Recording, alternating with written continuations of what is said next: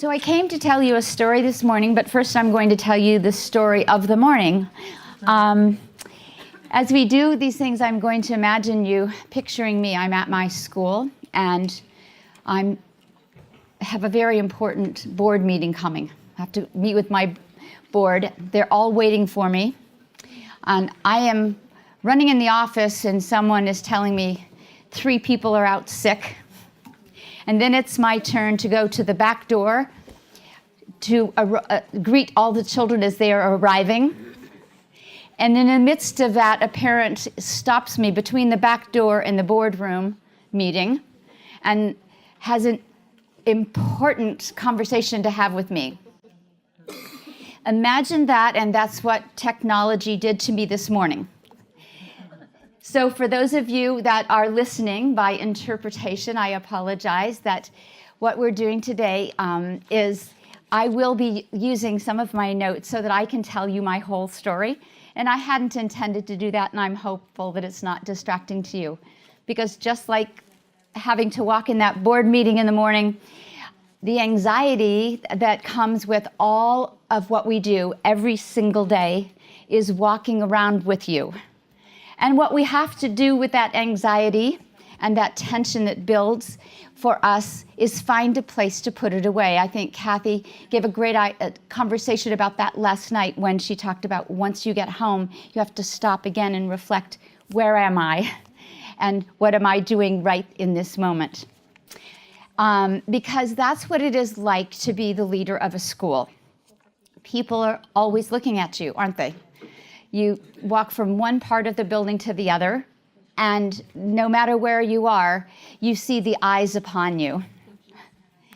So today, I'm going to start with all of you that are here to do something to get to know each other very quickly. If you look around you, find a person close by that you do not know. If you do not know that person, tell that person one thing about you that almost everybody in your life that knows you does not know about you. Something that they do not know, that the people in your life do not, or maybe do not know about you. So, and what is said in Prague stays in Prague. We'll be very quick. I'm giving you 1 minute.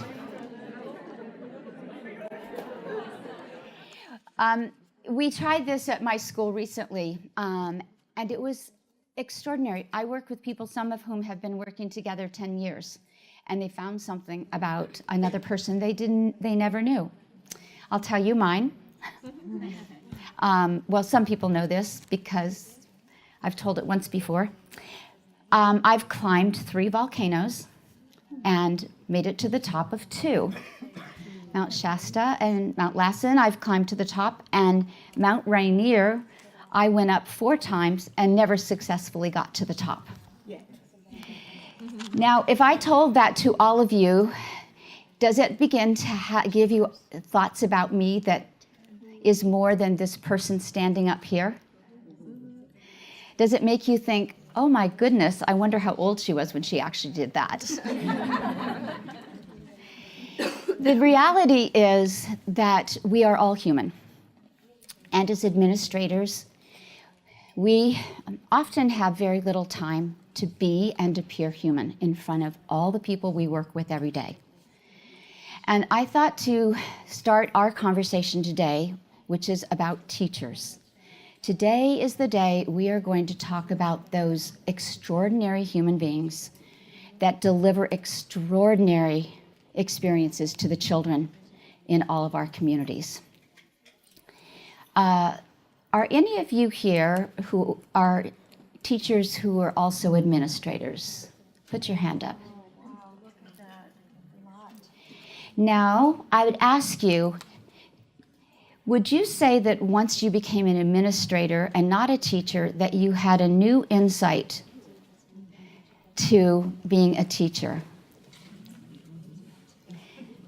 Some. Because what happens is that when you change that role and you have a different level of responsibility, to those teachers, you look at them differently. Sometimes we'll talk about the fact that those of us that were in Montessori work before we had children, and we always wondered why people didn't quite believe us or that we could do this if we weren't parents. And you'd say, oh, why would you say that? And then all of a sudden you have a child and you say, oh, now I understand these parents in a very different way. So this story that I have to tell you today is a story about myself and my staff. And I call it ICU because even though I consider myself a seasoned administrator, every day and every week and every year is different. And every day is different. And what we face every day is different. And I'm going to tell you the story of this past year, the one that ended last in June and began this year. And you will find along the way why this is about bonsai.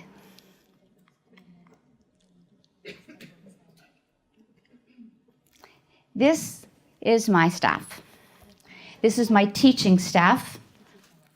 We have 75 employees at my school. All of these are Montessori trained teachers. This is the whole. We very often, as administrators, think about the individual first, because who is it that's popping their face in front of ours? It's an individual. But when we teach the globe to the children, we start with the whole, don't we?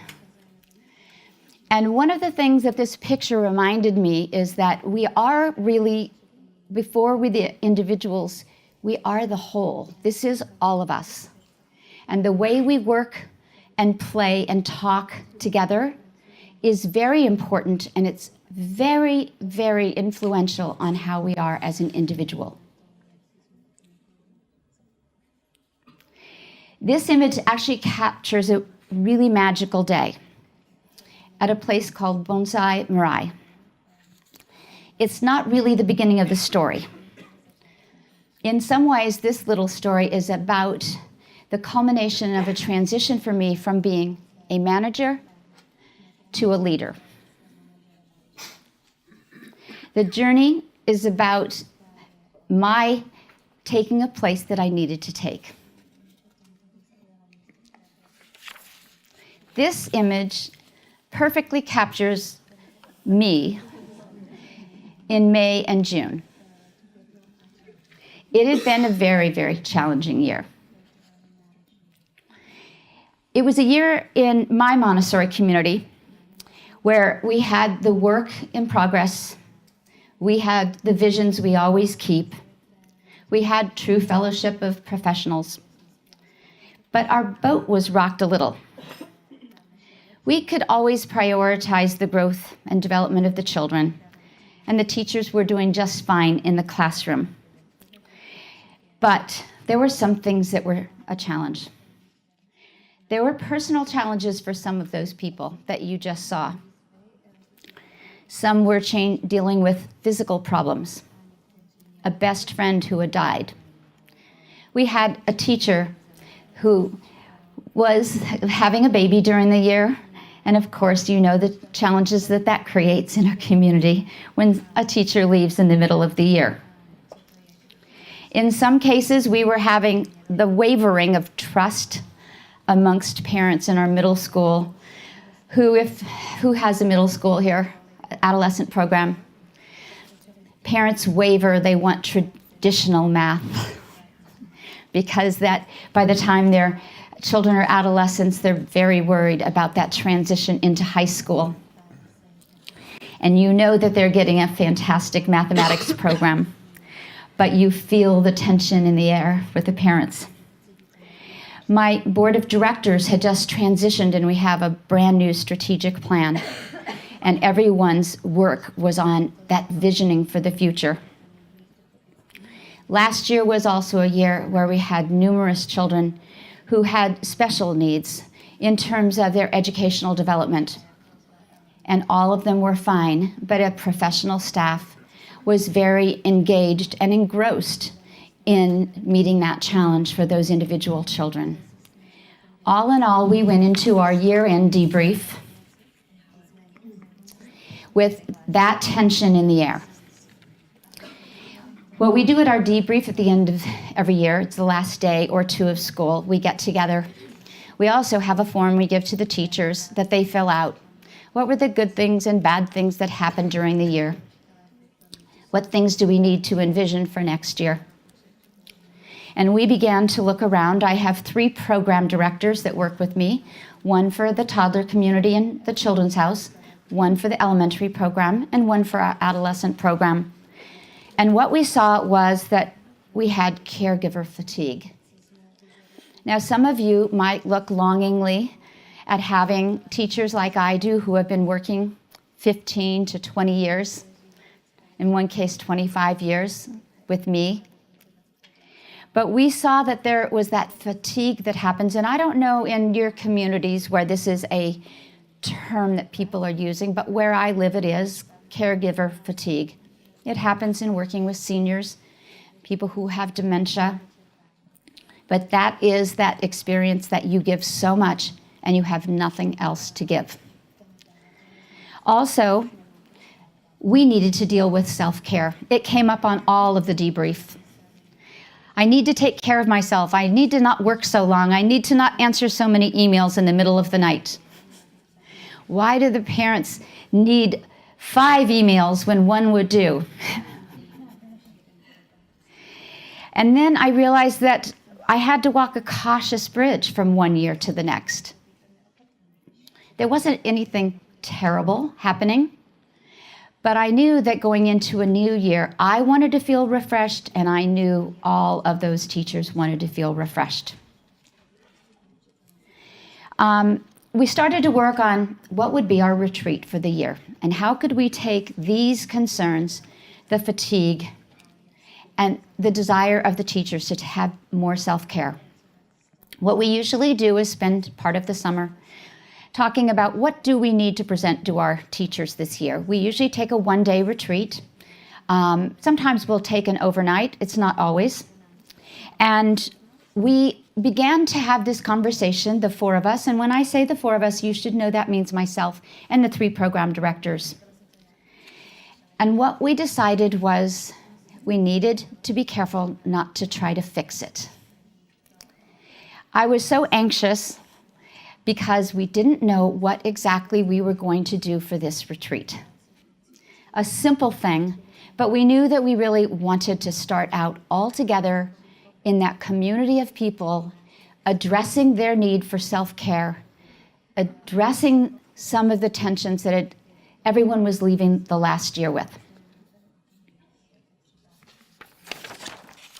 So in the summer, we had various conversations, and you can imagine there are any number of speakers we could bring in to talk about how not to have a negative attitude, which was a bit of what I wanted to do, but didn't. We could talk about all the different things that the teachers could do to make themselves better people, to minimize the stress. Don't answer the email. Okay, ignore this, disregard that. But we knew that it wasn't going to work. We talked, we had 3 big meetings and no answer. And then along came Ryan. Ryan is a new parent at Child Peace.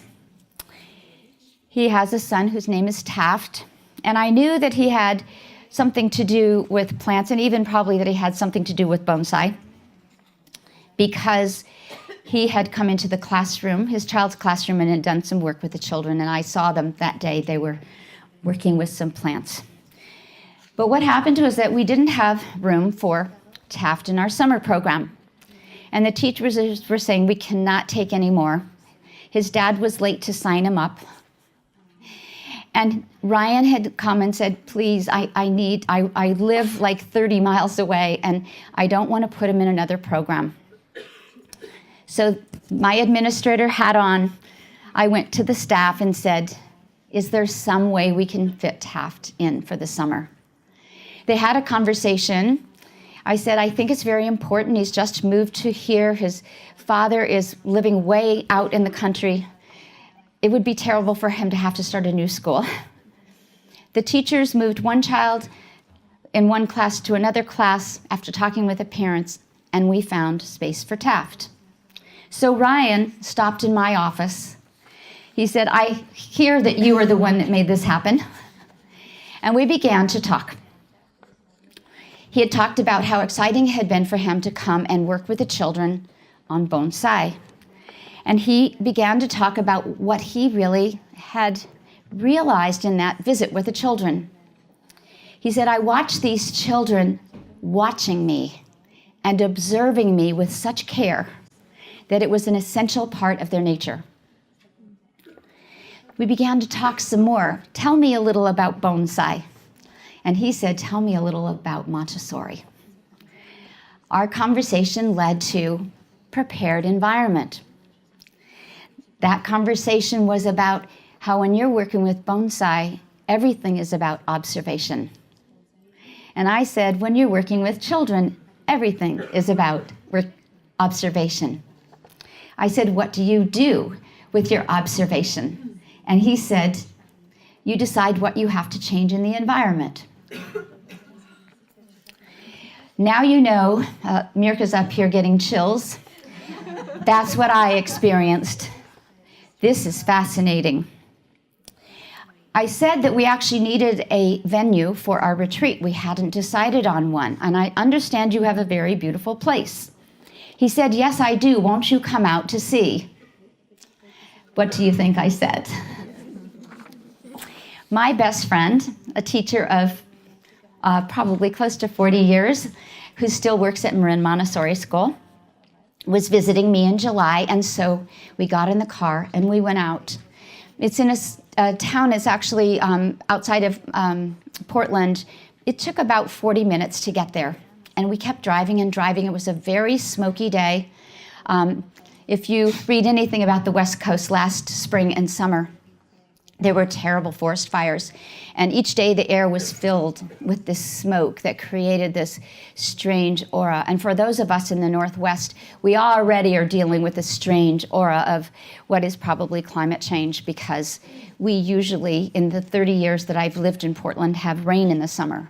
And we were having that creepy, uncomfortable feeling that it was just hot and remaining hot, and then the smoke in the air.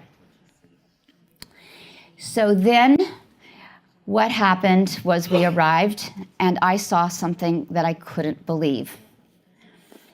I said, I think this is a perfect venue. It felt a little small, but I knew I was going to have to go back and talk to the program directors and say, this is the place. Let's see what we can do.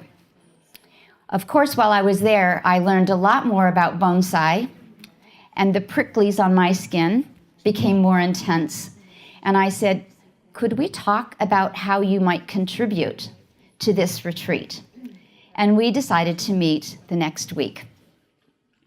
This was not going to be just a place or a venue. This was going to be an experience.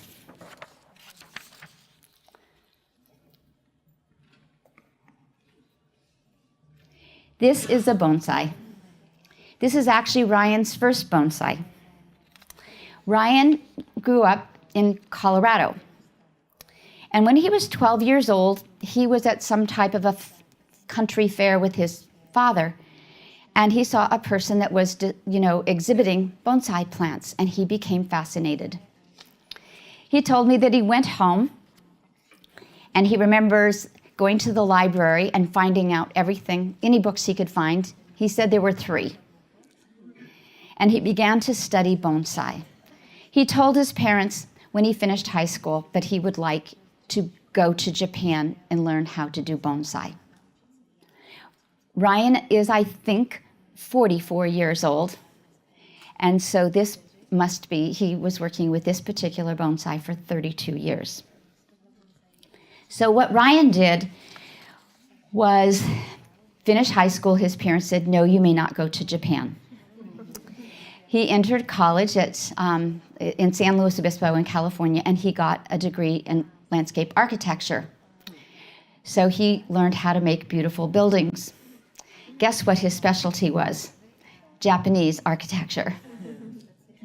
When he finished high school, his parents said, well, that's fine. I think you can do it now. He started to write to a person that he had learned about. His name is Masahito Kimura. He was the bonsai master that Ryan wanted to work with. He wrote 3 letters, 4 letters, nothing in return. So he went on about his life and began to work as a landscape architect and decided that he would write a letter. And he wrote 1 letter every single month for 2 years. Mr. Kimura, I'm looking at Japanese art. I'm looking at Japanese architecture. I really want to come. And to the day, 24 months later, he received a letter from Mr. Kimura. You may come. Mr. Kimura had never taken anyone from North America to be an intern. This is actually a flyer about a showing of Mr. Kimura's bonsai. And this particular image hangs up on the wall at Bonsai Mirai. Because Ryan spent 6 years with Mr. Kimura, learning everything he could possibly learn. And in the back of his mind, what he wanted to do, because he's, I don't know this word, cheeky. Do you know this word, cheeky? Is edgy person. He was intentional about creating bonsai with North American plant material.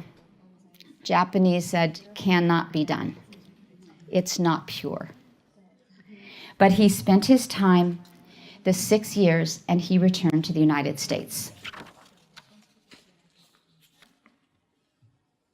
And with a few hops around the country, Ryan brought 6 years of skill development, and he looked all over the United States. And he found the place outside of Portland, Oregon, and this is the house he built. On the property, he began to create a bonsai nursery.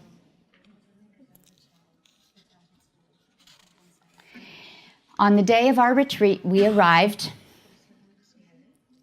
at Bonsai Mirai, and we got out, and we began a magical day. Now, Ryan said, it would be so wonderful if you could come in the evening. So my first challenge was to get my staff to agree to actually arrive afternoon and stay late until the evening. Because some of them have children, some have other plans. That's a very long day. I don't know if I can go that far. With a little cajoling, and I can act victimized if I need to. The teachers all agreed, and we carpooled, and we went out, and we arrived here. What we did next was got our orientation, and this is inside. This is where Ryan and his staff work on the plants, where they do the active work. We set up the chairs in a great big circle, opened the wide doors, had this extraordinary view outside, and had a little short lecture from Ryan on how to observe. The teachers were quietly chuckling, I know how to observe. And Ryan said, do you know how to observe a plant? One thing we knew is we had to walk carefully. We weren't supposed to touch the plants. And we divided into 2 groups, and we began with the information about the life of someone who creates bonsai.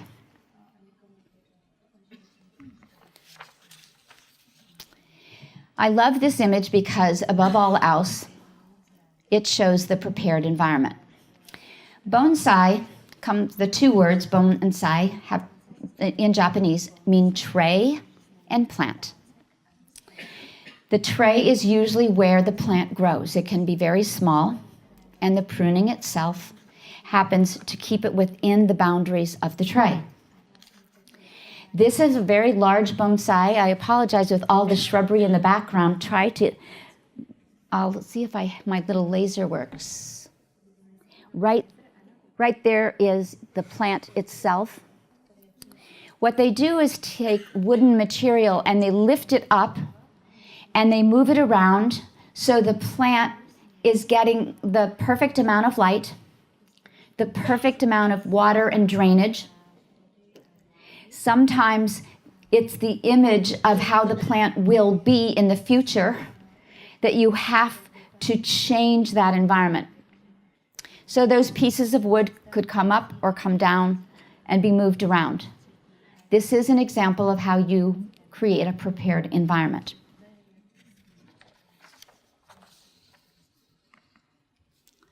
I love this picture. This is how they fertilize the plants. They use tea bags and put the fertilizer in the tea bags. Everything is perfectly planned, implemented, and recorded. Everything about what they do with these bonsai plants has to do with the records that they keep for every plant.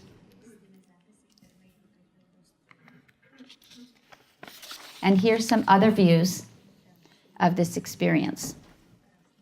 When you look at the plants, the part that is white is the dead part of the plant.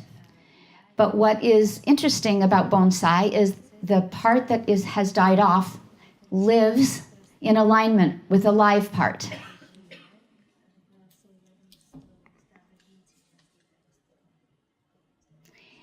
Ryan has made a name for himself by creating bonsai with North American plant material, specifically pine.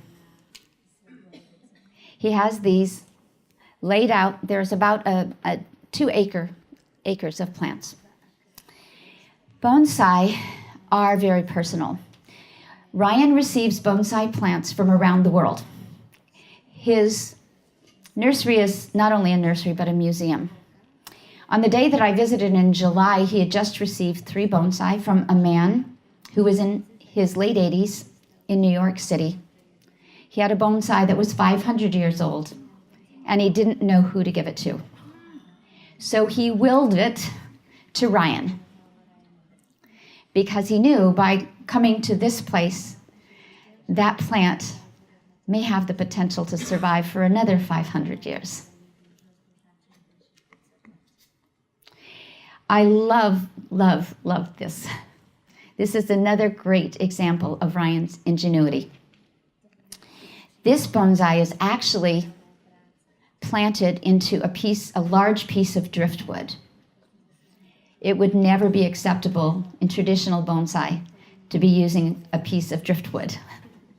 It would have to be a beautiful tray, ceramic preferably, and that ceramic tray would have been done by a person that only does ceramic trays for bonsai.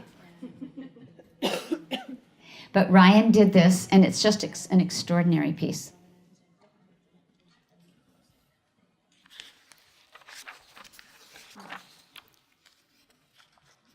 This is one of his very first North American originals.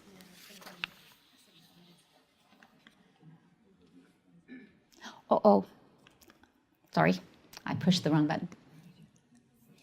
This is actually the oldest tree at Marai. It's a Rocky Mountain juniper, comes from the Rocky Mountains, and it's between 800 and 1,000 years old.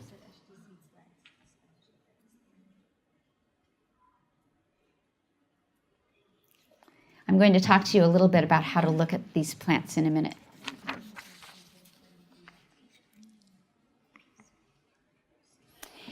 So after we finished the tour, we went inside and we did a little debrief, and then we broke into groups of 5. And Ryan taught us how to prune a bonsai. So we had our bonding experience. You can imagine my elementary teachers were over the moon with excitement about all that they had learned about botany. In fact, we had to grab all the elementary teachers and said, we have to do the next part of this program. They already had plans about how to create bonsai in their classroom. But Ryan put us together, and I want you to just think about these. I'm going to explain them, and then I'll show you the pictures. So far, we're in a beautiful place. We've had an extraordinary experience. We've learned new information that the teachers can bring back. We found something that was something none of us had ever experienced before. We found out something new that was new to almost all of us at the same time. It is now an experience that will bond all of us. So when you're looking at a bonsai, or you're looking at a plant and you're going to prune it to be bonsai, the first thing you do is look at the base. Hold on, I'm going to get my bonsai, and I'll have to carry this.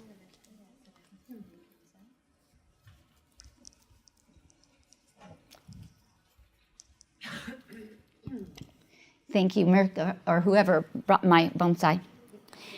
This is the base here. You have to find the base.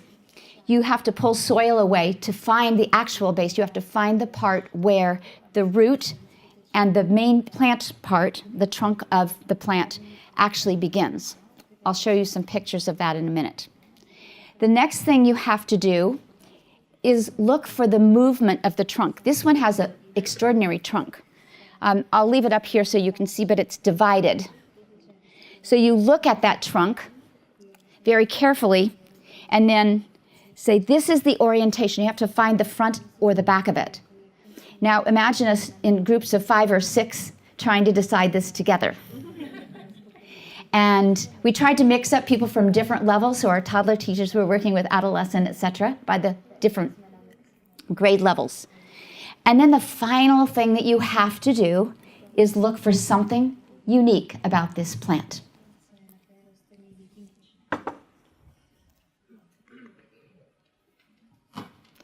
So here is Ryan. He brought us boxwood plants, and this is my staff in the background. He took the plant out. It's a wonderful, they use a round table that moves. So it goes around, and it's like a revolving little table. Put it down in the middle. He took the plant out. You can see the roots. He had them for all of us. This is where he's demonstrating how to find the base of the plant. So we have to dig down inside. Here's one group trying to find their base. It's very interesting to collaborate like that because you have to say, no, it's not done. I mean, someone saying, no, that's not really the base. I felt like I was playing the detective adjective game. No, that's not the right base. Keep looking. So you pull the soil, and then when you see, you even have to rip out some root material that's on the top. And so we'd say, Ryan, is it okay to rip out the root material? Don't kill the roots.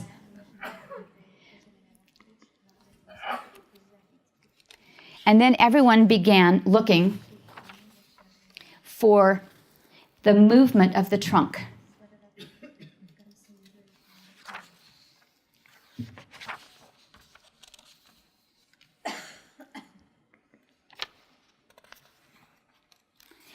The pruning has begun. If I can use my laser again. There it is. Right here you can see they've already chosen the base, and now they're trying to decide the movement of the base. They've chosen where the base is, and now they're looking for the movement. They look for the structure of the plant itself. What's the essential structure? The most exciting thing was how cautious everyone was. All of a sudden, no one wanted to cut anything. If we do this, if we cut it there, then it won't look right over there. But that tall piece here needs to stay. It's very important. And the plants were getting smaller and smaller. But Ryan stepped in and helped us by posing questions and queries. What would it look like if it went this direction? And then at this point, you start looking for what is unique about this one plant. What essential characteristic of this one plant needs to be very obvious when we're done?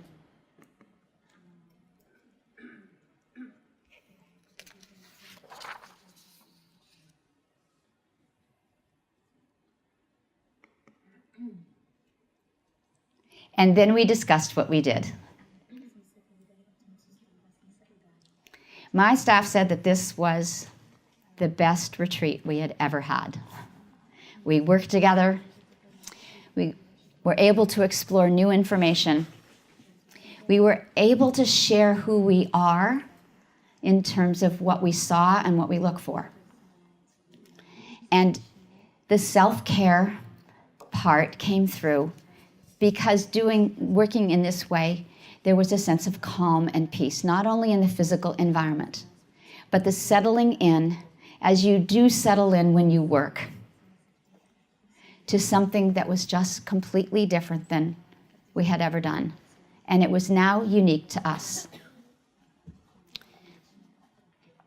So the next thing that we actually did, which was fascinating, because during the whole day we had been talking about the plants during our tour, while Ryan was talking with us about the process that we would use for the pruning.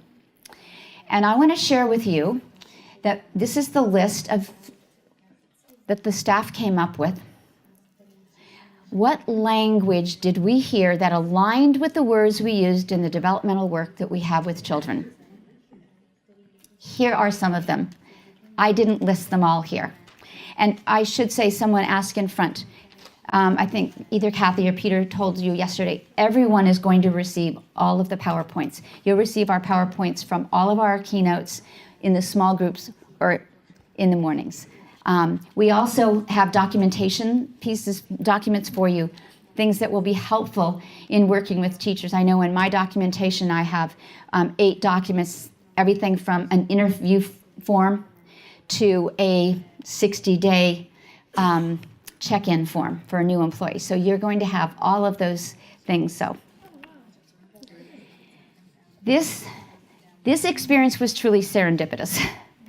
The forces that brought us together to be in that moment together happened for a reason. It gave us this perfect analogy to our work, and it was a perfect team experience. Here are some of the things that the teachers said about working with the plants. I know you're going to see the alignment with how we talk about our work with children. Let it go where it wants to go. Don't force it. Observation. We sow the seeds and don't know what or when we'll see the fruit. You give support in various ways. We have to have a vision to guide our work. It was intentional in the environment. I got to bring some skills to the work.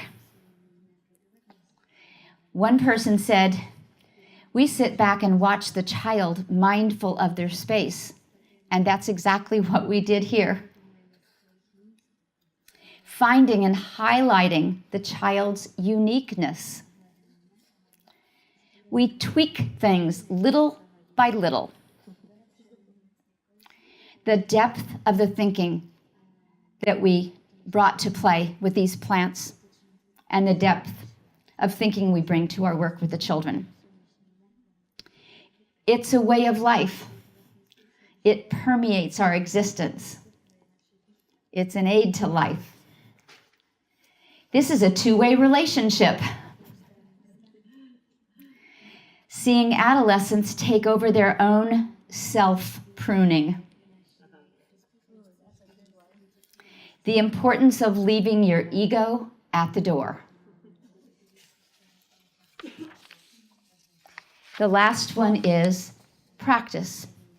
One of the most unique things that we learned from Ryan was that the word that they use, people who are bonsai masters, the word they use to describe what's happening with the plant and what the human is helping it do is practice.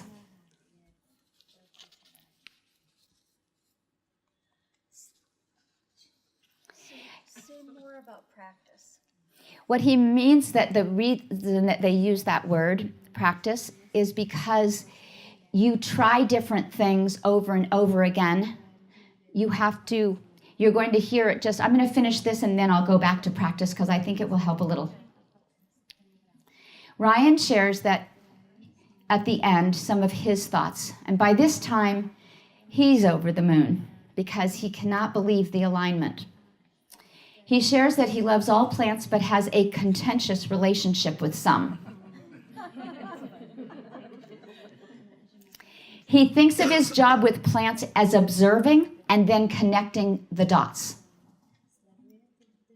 He sees that in our work and in his, there is an art form, but there's also devotion. We do not prune to fix it, but to observe and respond to its essence. Bonsai is not pruning a plant. It's allowing the plant by practicing different techniques and different changes in its environment for its true essence to come out. It's a relationship between the human, the bonsai master, and the plant. The bonsai master is not trying to create it or bend it or change it in the image of himself, the human. We prune the plant, but only to see the potential the plant has to be what it is meant to be. Working with a plant relied on communal inspiration and reminds us that we need to take care of ourselves to assure that we bring our full selves to each day. Working with a bonsai is self-care. It's extraordinary in those moments when you're trying to decide, when you're looking at something and it's a plant material and it's not a child, but you're trying to say, what is this plant saying to me? What is the form that it wants to take? The reason I wanted to share this story with you is because what it did for me was help me understand that what I needed to do to help my staff move from one year to the other was to acknowledge my own transition from being solely a manager to being a leader. Now, I've been working with Kathy for several years now. She's been my inspiration for transformational leadership. I've taken all kinds of courses online, which I encourage you to do. Taken a course called Immunity to Change. I've taken the ULab course, which is all about what Kathy talked about, presence. They use the term presencing in terms of personal evolution. All of these things I'd been learning about, and I was faced with a situation of trying to fix something or trying to find out what I was supposed to do by truly being into the experience. I went from manager to leader. Socrates. The secret of change is to focus all of your energy not on fighting the old, but on building the new.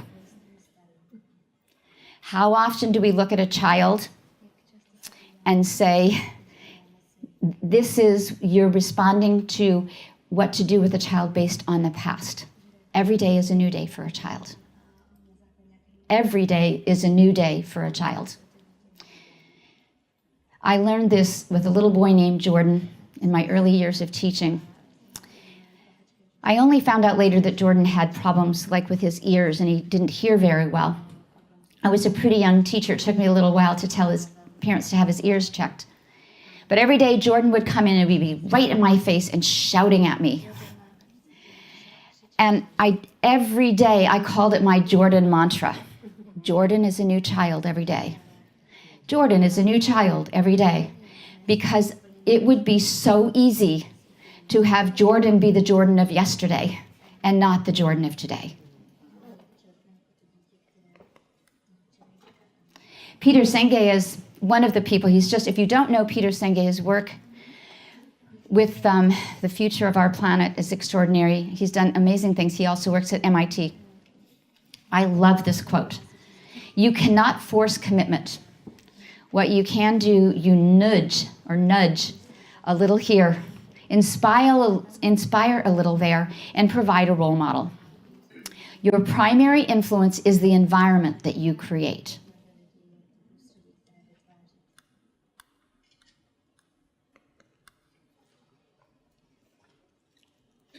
Not long after my experience at Bonsai Mirai, I run my dog, whose name is Minerva, by the way, my chocolate lab. And I wasn't planning to go around this corner, but I had Minerva off her leash, and she took a turn around this corner, and guess what was on the sidewalk, Peter? This is what I found. Believe in yourself, we believe in you. Yes, I definitely had the pricklies. What is management? Management we do every day. And in fact, what we do as the head of school is both management and leading. We have to do all these things: planning, budgeting, organizing, staffing, problem solving. It's what we do. We're never going to get away from these things because we've created organizations. Organizations have to have these things happen. Some of the organizational development work that's going on right now is really a lot about how to move away from managing and more into leading, making your people more responsible for themselves and for their own decisions, not putting everything on your shoulders. That is the movement. Here is what leadership is about: establishing direction, aligning people, motivating, inspiring, mobilizing people to see opportunities, the vision that you see, to overcome barriers and leap with agility. I love this. To leap with agility. That's all we would hope for, especially when you get to be the age of your speakers. Leaping with agility is very mental. I fall really well. Peter says he falls really well. The transformational leader, I'm not quite sure if these are exactly the same, but I believe they are, as the ones that Kathy shared last night. And as I said, you're going to see a lot of overlap, especially where the message is the message we want you to hear. They're self-aware. If you are not working on yourself, you cannot possibly be helping other people. You have to know who you are. You have to be authentic. Stories are very important to me. Another thing that many people don't know is that in order to relieve a little stress, I started doing writing. I do writing that's just 700 to 800 word writing called flash fiction. And I found that the images that I have in my mind going through a day with 75 adults that work with me, and all those parents and all those children, I have these storage of images in my head of things that I see, and I never get to act upon them. And by doing some flash fiction writing, I've been able to pull those images out and put them on paper to see them. And you begin to see your authentic self. Anybody here who does writing, like writes as a, how many of you journal or write?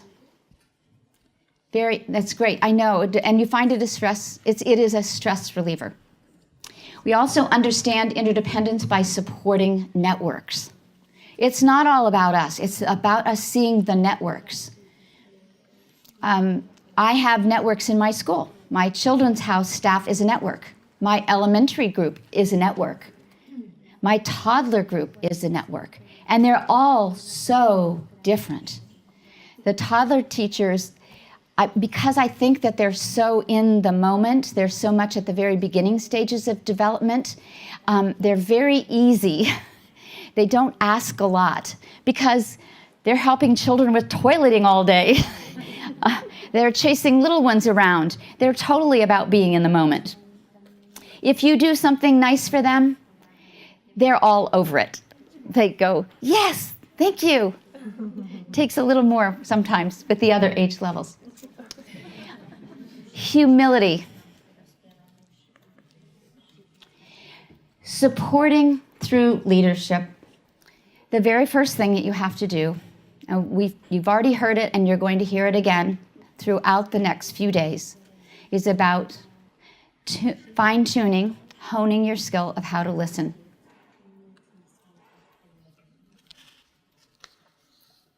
There are management skills that help us with our work, with both the new teacher and the seasoned teacher, and it's very different.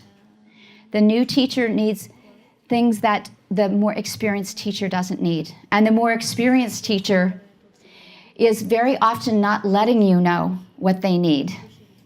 That's the biggest challenge working with someone who's been around for a long time, because something in their authentic self is probably pondering, should they be doing this work? Is it time to stop? That's very different than the brand new teacher who has no idea what they want, and they're willing to say, I need help. The successful approach is that when you think about those teachers, they are the individual, but they are also the whole. Where do they fit in that whole? That big group we saw at the beginning. You are never, ever dealing just with the individual, are you? In your mind, you're even one-to-one, you're always thinking about where that teacher fits in the whole. Listening is a form of observation, and it's both auditory and visual.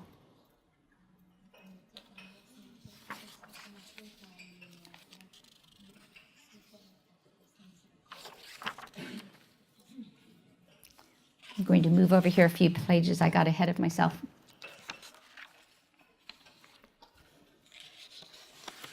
So one of the things about listening is that, in essence, there's two different types of listening, and this is a whole field about listening. If you go to a big bookstore or you Google it, you won't even know where to begin, because everyone wants to talk about the skill of listening. I think that that's because of the fact that we are so inundated with data that we don't know what to listen to. You know, every day we open a computer if we want to look up something, and like if you Googled anything, you're going to have 12 options and of what to choose. So part of what we have to do is be able to distinguish what it is that we want to be listening to. There's a great piece of research I wanted to mention about this topic of humility. There's a new research that came out, and that was that teams that have leaders who have been identified with testing as being humble, actually those leaders are leading teams that are more successful. I'll give you that. I think that I have it somewhere in my, my documents, what the study is. It's fascinating.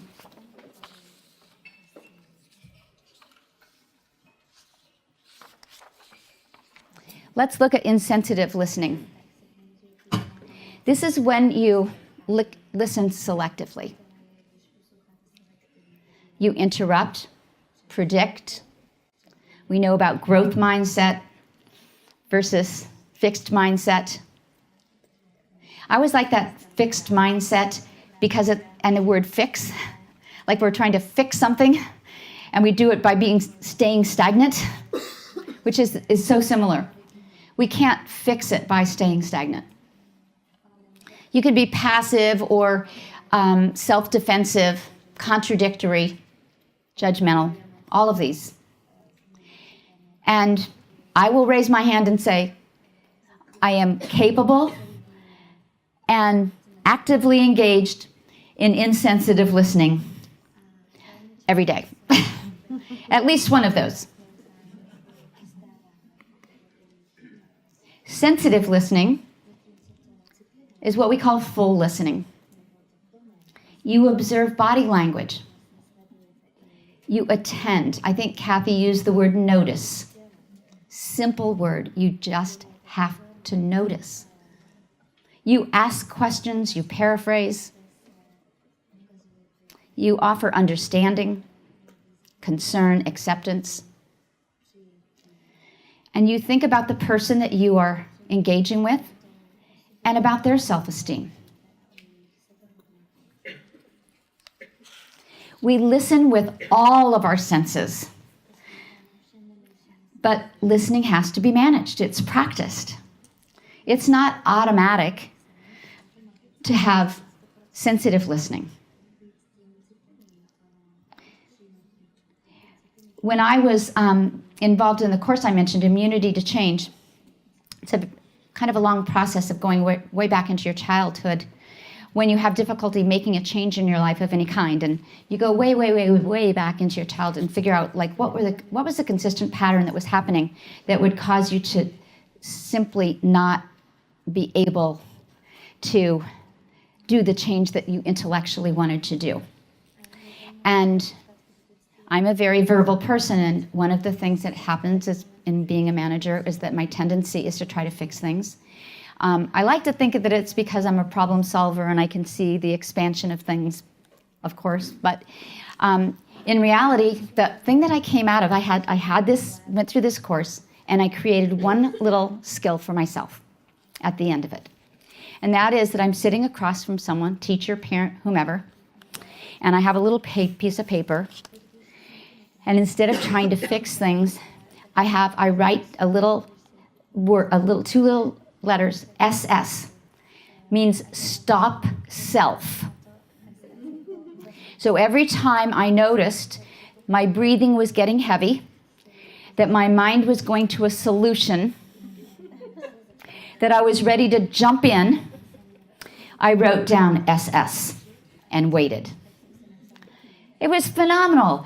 I couldn't believe how much better I felt. I was less stressed. And I mean, out of the whole course I took, this one little skill helped me realize that I would never change if I wasn't willing to recognize that I don't have all the answers. Why does that happen? You want to please people. You want to feel valued. When you solve problems for people, you feel valued. They tell you you're valued. But the fact is, I help people solve their own problems. My first experience on that day was my business manager. And my business manager actually wanted to have time with me to talk about her future and what she wanted to do. And I used this technique 15 times. I had to write down SS. 15. And this is part of the process when you do Immunity to Change. You use the same technique for several days in a row and then several weeks in a row, and then it starts to become a habit. So hopefully the number of times that I had to write down SS would change, and they did. So I have a little exercise for you to do. It's a mental exercise. What I want you to do is think about someone that you work with. Put it in your mind. This tree is just for tranquility. Make yourself tranquil and think about someone that you work with. It's probably going to be someone that you work with that you have trouble with, I bet. So have that person in your mind. And now if you have a piece of paper in front of you, it's better if you write it down. Write down 2 characteristics of this person.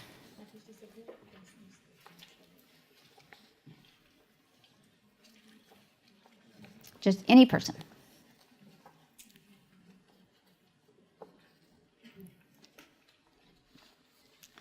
Now I want you to think for a second. When you're in a conversation with this person now, how do you listen to them? Just think about how do you listen to that? What are the characteristics of your listening to that person?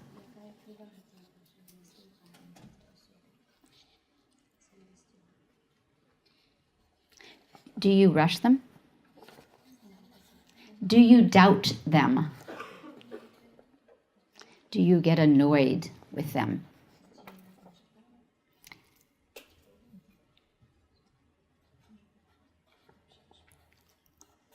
Anyone want to share anything about that experience?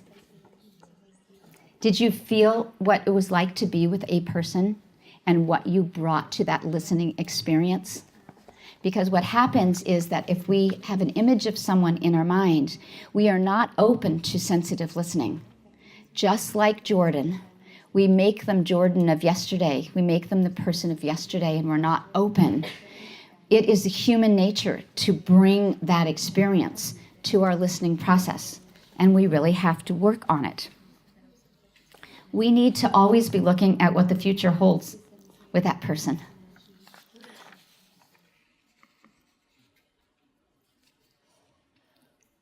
Your listening defines the boundaries and limits of your relationships. You act within those boundaries to create your own reality with that person. If it's a parent, if it's a teacher, if it's a child, if it's a spouse, your husband or wife or partner, it's so important for us to understand that we do this, and it's human. But if we are going to move from managing situations to leading people, if we're to transform ourselves so that we can be open to the possibilities and the solutions that are in front of us, then we are going to have to learn how to listen at a very deep level. So how do we come to know our people? Because I am hoping to give you a message here today about working with teachers.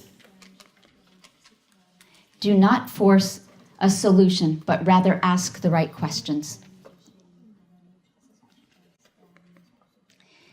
Touch the walls, be present. Walk through each room every day. Do the carpool duty. Have chocolate in your office. I have a candy dish in my office. The kids know where it is too. But I had to leave the candy person behind. I'm gone for 2 weeks. After I'm leaving here, I'm going to Edinburgh, Scotland for my daughter's wedding. Yeah, very exciting. But I'm never gone 2 weeks, so I had to assign someone. I had to buy a bunch of chocolate and leave it in the office and assign someone to refill the candy dish. Make it easy to succeed. Use a circle structure. Both Kathy and I have taken something called Peace Circle training, and it's indigenous population training, but when you are in a circle, you see everyone. And how many of you would say that you know if you don't have a circle? Do you have staff who hide at staff meetings? That hide away, they find a place so that they don't have to talk, that they can't be seen? If they're in a circle, they are a part of the whole. Have snacks for meetings. Our afternoon meetings that start after the school day at 3:30, we do have a kitchen at my school, so the person in the kitchen makes snack and brings it in. And there's always protein. Because there's no way that Montessori teachers can think at 3:30 in the afternoon if they're not replenished. I write a birthday card for every staff person who has a birthday during the year. We tried everything. I've been doing this work for a long time, and celebrating people on their birthday is one of the hardest things. I have eaten more birthday cake in my lifetime than I ever could possibly eat. And we tried all the routines of birthday cakes with the staff. But a nice note from me slipped into their file is so appreciated. Focus on self-care. Talk about it and provide for it. What I wanted to share with you is what we did as a result of the bonsai experiences. We created a room. We have a school psychologist at our school, and she comes 2 days a week, and she has a space. And on the other 3 days, we created a self-care room. There is a little screen that you can put on a yoga or meditative music. We also have a 500-piece puzzle. We have a little mat people can sit down on. And if you want to be alone, there's a little sign you put on the door and you close the door. It was one little thing that we could do. We also have a place where our staff often eat, and we put up a new bulletin board there, and one half of the bulletin, the whiteboard, says self-care ideas. Someone created a self-care idea. We have a toddler teacher who is Vietnamese, and she loves to cook, and so she offered a salad making, like roll-up salad making class or salad rolls on a Saturday, and people signed up, and we did it at the school. Self-care is just seeing the opportunities to calm down, be with your peers in a way that there's very little expectation.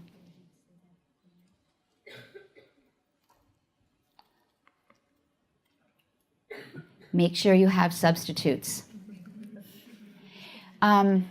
This is a really challenging one. I have a very large school, and over the years, I got, I still am working full time. My most important note last night from a person in my office was the note that the person that we were trying to hire to be a full-time substitute for us had just passed her criminal record check and was able to start substituting.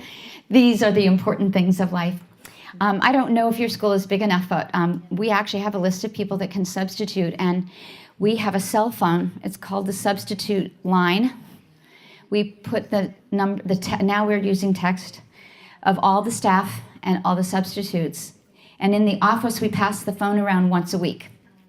So 1 week I take it, 1 week each of the program managers take it, and then we have a Google Calendar, and we know who is going to be gone. We do some things for people that are going to be gone on vacation in advance, but for those nighttime ones, we have the list. We text the sub. The sub knows where they're coming. Every classroom has a list of what the substitute needs to do. It's a life changer for the teachers to know if they have a sick child, if anything, they just need a day. Everything fell apart at their house and the plumbing was ruining their kitchen floor. We have that ability to, as much as we can, help them be away from their duty and not feel the pressure that they have to be there.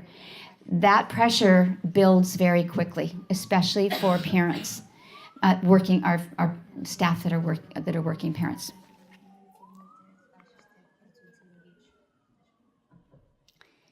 Say yes whenever you can and no when it's absolutely necessary. I have no idea what time it is. Do you want to tell me? It's 15 to 10. Okay. Create social capital. You know what I mean by social capital?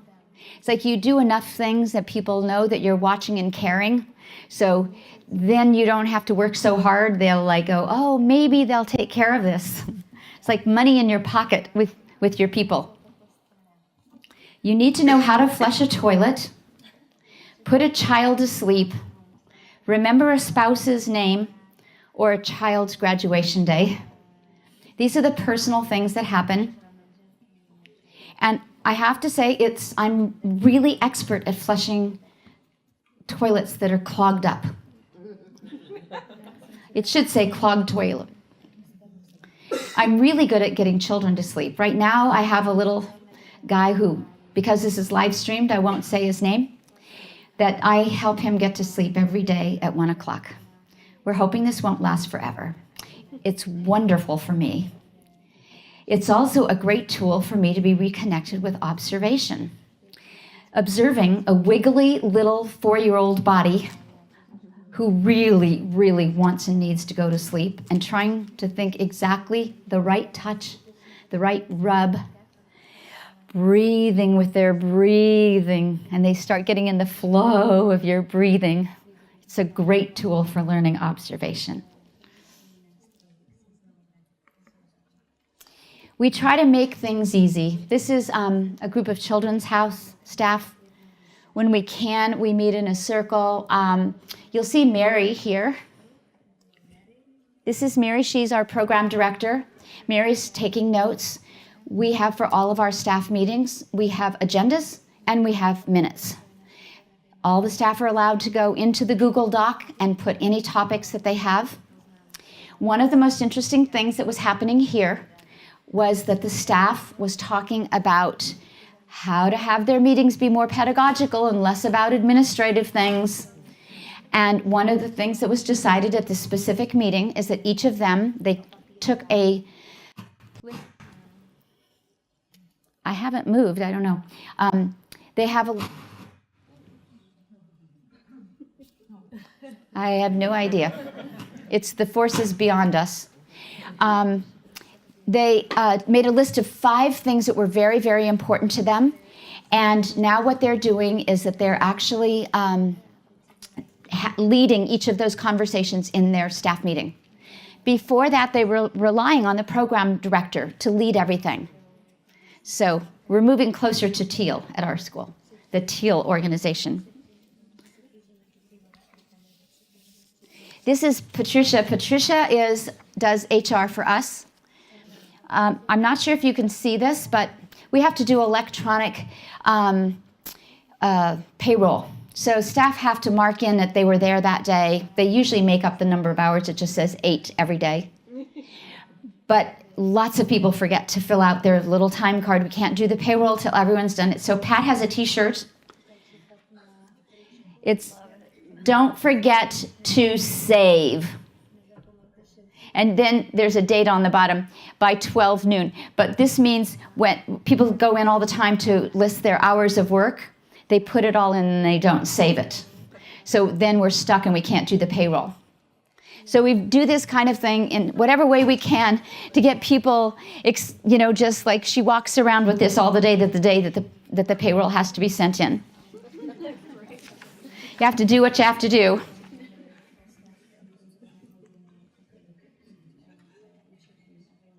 Oh, sorry. Let me go back.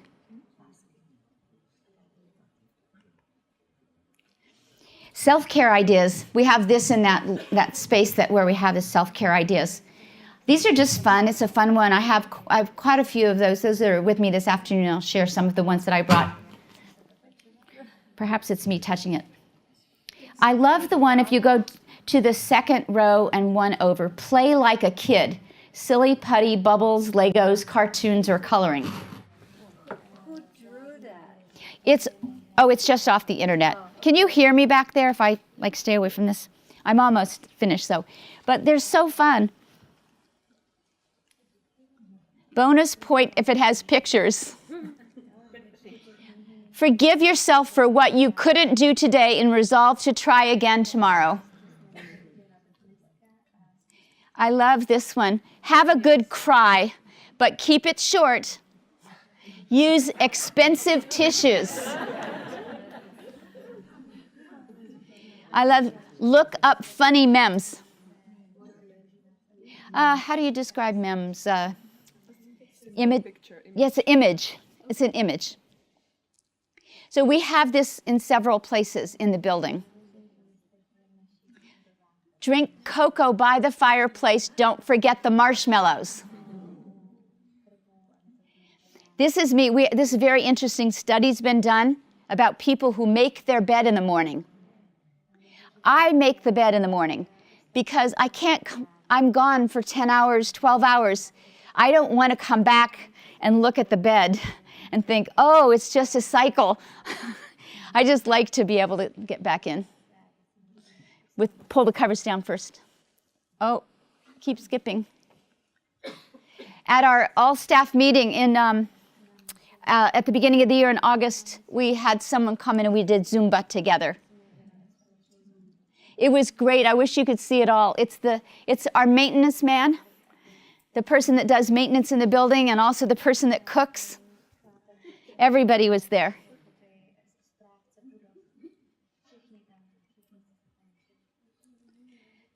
Mirai is a Japanese, the name means future. I'm going to try to use this.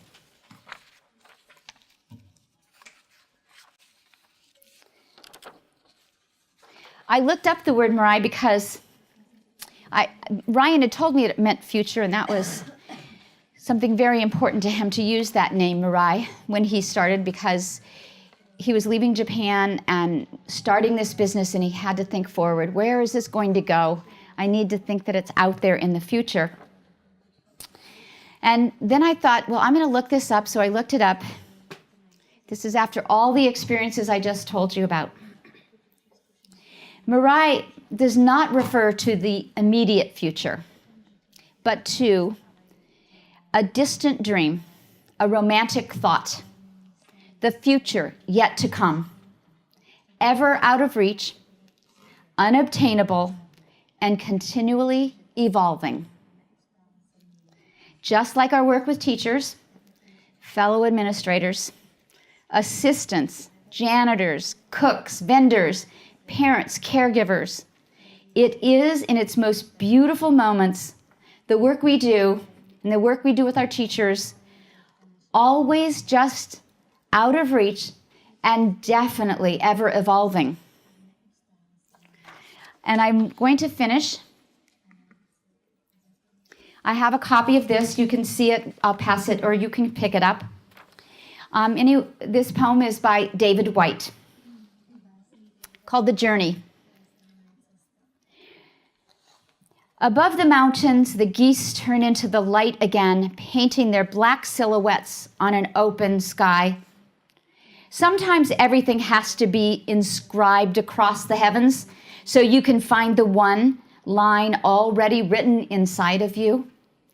Sometimes it takes a great sky to find that first bright and indescribable wedge of freedom in your own heart.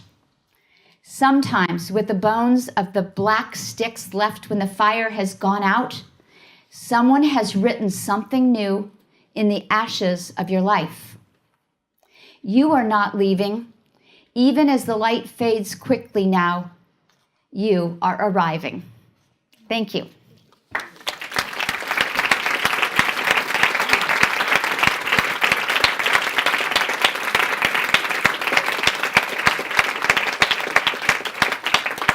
I think, are we at 10 o'clock? 10 to 10. 10 to 10. If you have, does anyone have a question that you would like to ask?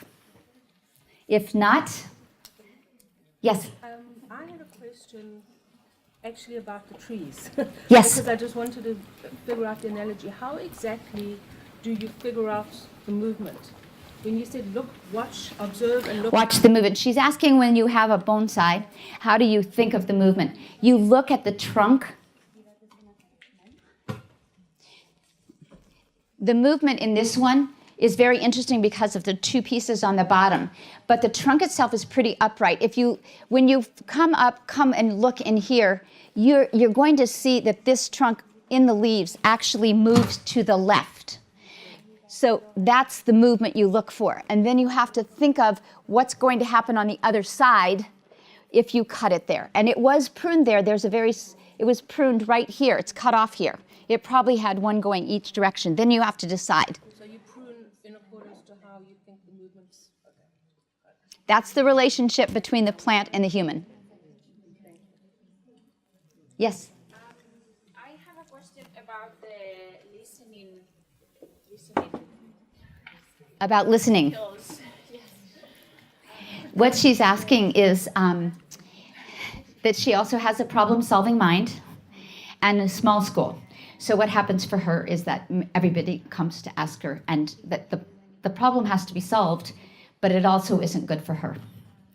I think my message and Kathy's and Peter's message, especially about the transformative part of our work, is you are going to manage. You have to manage, and there will be times that it depends on who you're talking with. It might be a teacher that needs you to solve the problem. The skill is to know if you do need to solve the problem and to balance your life too. Like, I have to take on so much.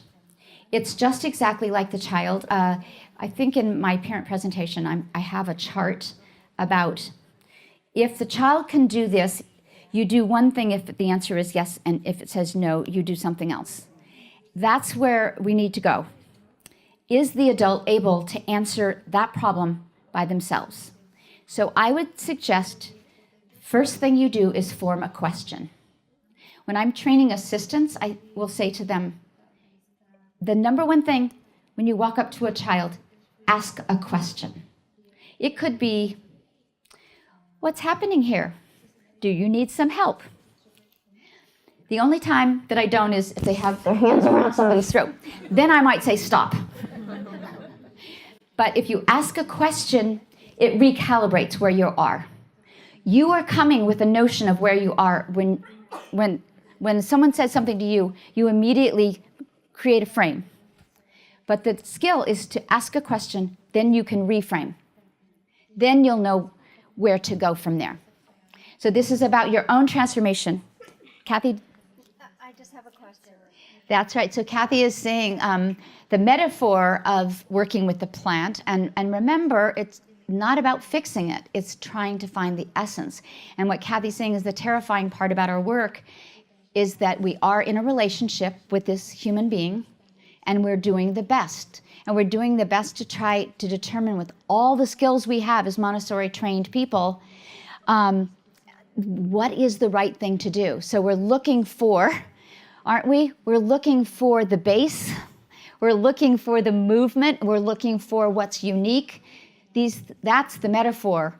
And then you're just doing the best you can to try to help support that living thing becoming what it is supposed to become. You mentioned the retreats. Could you name any other ones that you have tried and found to be quite successful?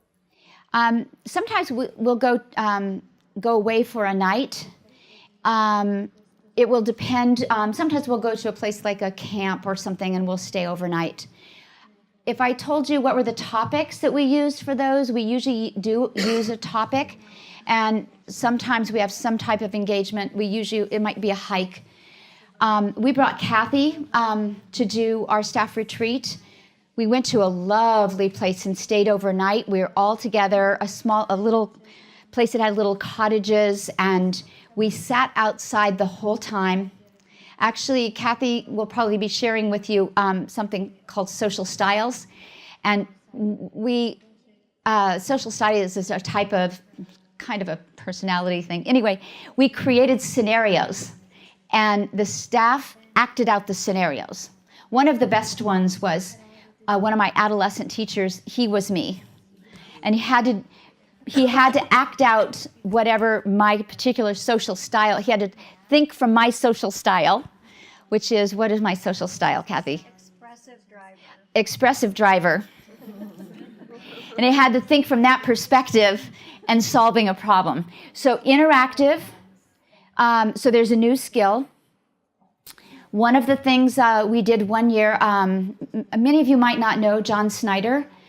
John is no longer with us. He extraordinary human being, started his life with music and in the technology sciences, and then he found Montessori as an adult and became an elementary teacher. And John's book, Tend the Light, is what's the name of John? Tend to the Light. Tend to the Light, yeah. Tend to the Light, and with his philosophies. And John had ALS, Lou Gehrig's disease, and we live streamed him into our retreat. That was the most powerful thing that we've ever done. And our topic then was working with parents. Very much that building the bridge of trust with parents. So one time we brought someone in to help our Montessori trained teachers learn how to supervise adults. They have assistants, but many of them don't have any skills in how to work and, train someone. Does that help? I think we're very close now. My name is Tracy. I'm from Montessori for Children in Canada. About 15 years ago, the idea was brought to us to do something special for our children at graduation. When our children finish 3 years at Montessori, we do a lovely little ceremony. But we get from a farm a couple of hours away a tiny little spruce tree, which in essence is about 2.5 years old. And when we give it to the children, we tell them that this little spruce tree is about 2.5 years old, as they were when they came to us. And just as we cared for them and watched them grow and helped them grow and took care of them for 3 years, they'll have a tree to care for in the same way, watering the soil. And the bonsai idea just made me think of that, and it was such a special idea for us. So I thought some of you may already do it, but if you don't, the parents and the children can do it together and care for the plants, and it's a lovely idea. Thank you. Yes, are we close? All right. Thank you so much. I hope that this provides some inspiration, and we will be working from this point and beginning to offer you a lot more detail about the things that you do every day. Thank you.